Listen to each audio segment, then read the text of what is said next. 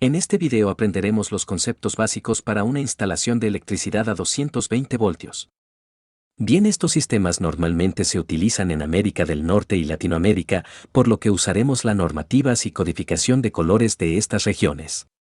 Si estás viendo este video y ves que no aplicamos las normativas eléctricas que se rigen en tu país, no te preocupes, solo tienes que tomar en cuenta el código de colores o normas que están establecidas en tu región. Recuerda que la electricidad es peligrosa y puede ser fatal. Debes estar calificado y ser competente para realizar cualquier tipo de trabajo eléctrico. Bien, empecemos. Si ahora hacemos zoom en la propiedad, encontramos un panel de servicio principal que a veces se llama centro de carga o caja de interruptores. Si quitamos la tapa y miramos dentro, primero encontramos el disyuntor o interruptor principal. Suele estar en la parte superior del panel, pero podría estar en la parte inferior. Los dos cables energizados del medidor de electricidad se conectarán directamente a las lengüetas del interruptor principal. Entonces del interruptor principal saldrán dos barras colectoras principales. Se trata básicamente de láminas de metal expuestas que llevan electricidad a los disyuntores. Observe que he mostrado la corriente fluyendo hacia adelante y hacia atrás. Eso es porque se trata de corriente alterna o AC. Estas barras colectoras y las orejetas no están aisladas, están activas o energizadas. El interruptor principal se puede voltear manualmente para cortar la energía a todo lo que está aguas abajo del interruptor principal. El interruptor principal también proporcionará protección contra sobrecorriente a la propiedad. Está clasificado para soportar una cierta cantidad de corriente eléctrica que lo atraviesa, normalmente entre 100 y 200 amperios. Si se excede este valor, se disparará de manera automática para intentar proteger la propiedad y sus circuitos eléctricos. Dentro del panel, también tenemos una barra colectora de neutro y tierra. Se trata básicamente de una tira de metal con muchos agujeros y tornillos. Los cables neutros y de tierra se asentarán en los orificios y los tornillos los bloquearán en su lugar. En este ejemplo, tenemos un bloque a cada lado del panel. Como se trata de un panel principal, las dos barras colectoras se pueden unir para que tengamos una barra de conexión entre ellas. De esa manera tenemos una barra de bus de tierra neutral compartida. Los subpaneles deben tener su barra separada, pero ese es un tema para otro video. Desde el medidor de electricidad, tendremos el cable neutro conectado al terminal en la parte superior de la barra de tierra neutral. Observe el tornillo verde, trata de unir la barra neutra a la carcasa metálica del panel de servicio. El propósito de la barra neutra es devolver la electricidad usada al transformador. En realidad, este tema puede resultar muy confuso por su complejidad, abarcaremos más a detalles en otro video. En este solo veremos la parte básica. Bien, los dos cables calientes proporcionarán la electricidad y una vez que se use, regresará al transformador a través de la barra neutra. Sigue siendo corriente alterna o AC, pero para que sea más fácil de visualizar, solo he animado la corriente que fluye en una dirección para que pueda ver el camino que tomará. Ahora, si tuviéramos que tomar nuestro multímetro y conectar un cable a la barra colectora y el otro cable a la barra neutra, obtendríamos una lectura de alrededor de 120 voltios. Si aún no tiene un multímetro, le recomiendo que obtenga uno para su kit de herramientas. Es esencial para cualquier prueba eléctrica y búsqueda de fallas.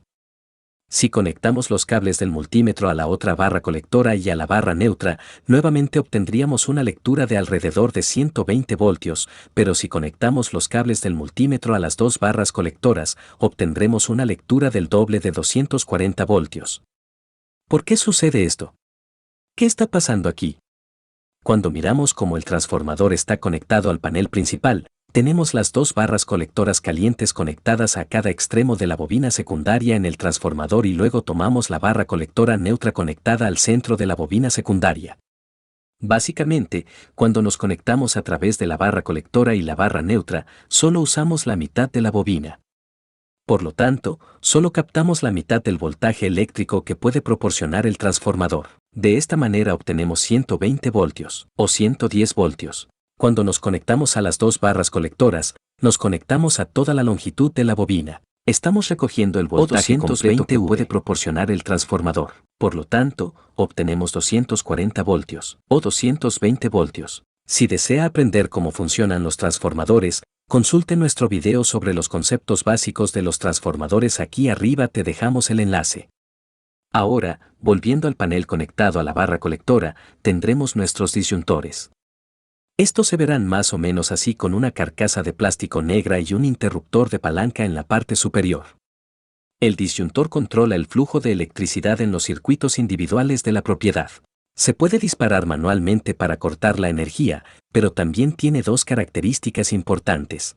La primera característica es la protección contra sobrecargas. El interruptor está clasificado para manejar una cantidad determinada de corriente eléctrica. Cuando los electrodomésticos o las luces están conectados al circuito, cada uno de ellos aumentará la corriente en el circuito. Si se enchufan y encienden demasiadas componentes eléctricos, eventualmente la corriente será mayor de la que el interruptor puede manejar y este se disparará automáticamente para cortar la energía del circuito y proteger la residencia. La segunda característica es la protección contra cortocircuitos. Cuando lo energizado y el neutro entran en contacto directo entre sí, la corriente aumentará dramáticamente casi forma instantánea. Cuando esto ocurre, crea un campo magnético que cortará la energía. Echemos un vistazo a cómo está conectado el disyuntor al circuito eléctrico. En este ejemplo, nos conectaremos a una luminaria simple que se controla mediante un interruptor. Tomamos el cable caliente del disyuntor y lo pasamos al interruptor. Pasamos otro cable desde el interruptor hasta la lámpara. Desde la luminaria tenemos un cable neutro que lleva la corriente de retorno de regreso a la barra colectora neutra. Tomamos el cable de tierra de la carcasa metálica de la caja de sellado y el interruptor y también lo unimos a la barra de bus neutral, como en este caso es compartido. El propósito del cable caliente es llevar la corriente eléctrica a la lámpara. El propósito del cable neutro es llevar la corriente eléctrica usada de regreso al panel principal y luego al transformador. El propósito del cable de tierra es brindar protección para una corriente de falla. Por ejemplo, el cable caliente se soltó y tocó la carcasa de metal de la lámpara. El cable de tierra proporciona una ruta de baja resistencia de regreso al panel. Sin este camino, la electricidad podría fluir a través de usted si toca la caja de metal. A medida que la corriente fluye a través del cable de tierra, aumentaría la corriente y eso hará que mi interruptor de protección se dispare y desenergice la instalación. Por otro lado, si necesito instalar un equipo eléctrico que trabaje a 220 voltios, necesitaría instalar en mi panel un interruptor de 2 polos. Este debe hacer contacto en la barra de conexión o el bus, en 2 puntos para de esta manera trabajar con 220 voltios. Como pueden notar, utilizo 2 cables de color negro que son de fase ambos. Cada cable maneja o tiene un voltaje de 110 voltios, que al sumarlo ambos en las conexiones obtengo los 220 voltios. Y bien, eso sería todo por este video. Recuerda compartir nuestro contenido y sumarte a nuestra comunidad.